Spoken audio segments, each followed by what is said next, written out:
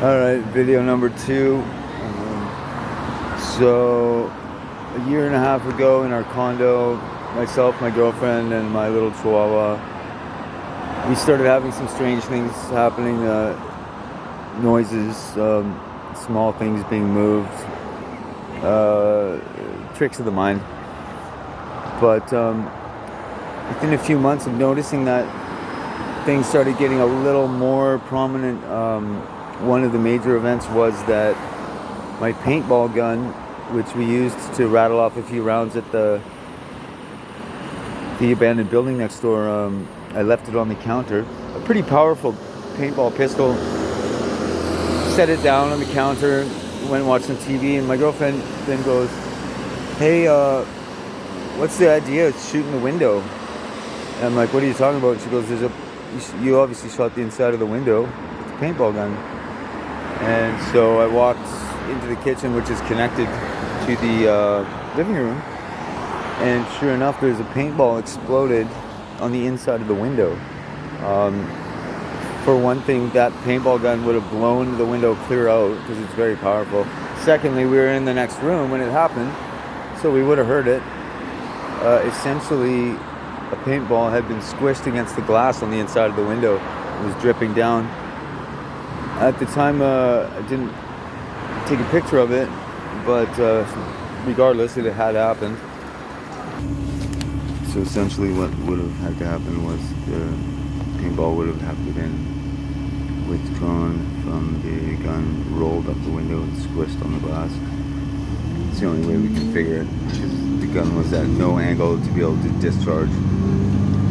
On top of that, my docking door was being locked without us touching it.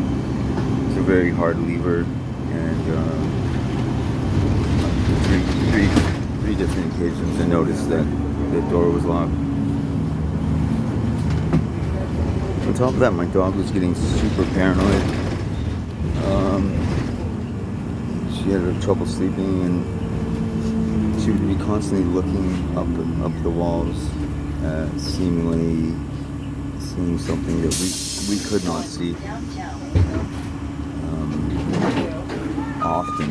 And so naturally, what we assumed is that we had ghosts in our apartment.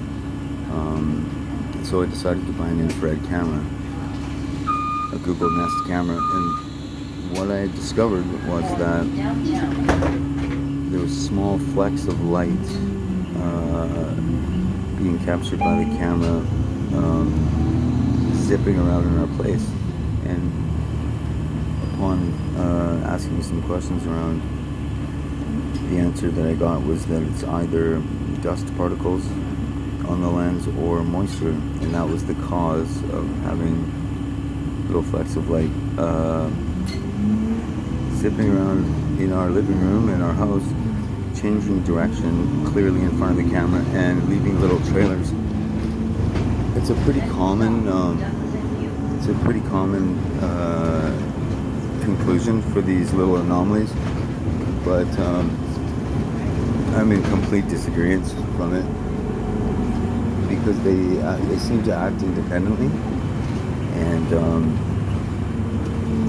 so as we continue to examine this phenomenon, we learned that these were not, in fact, flecks of dust or moisture.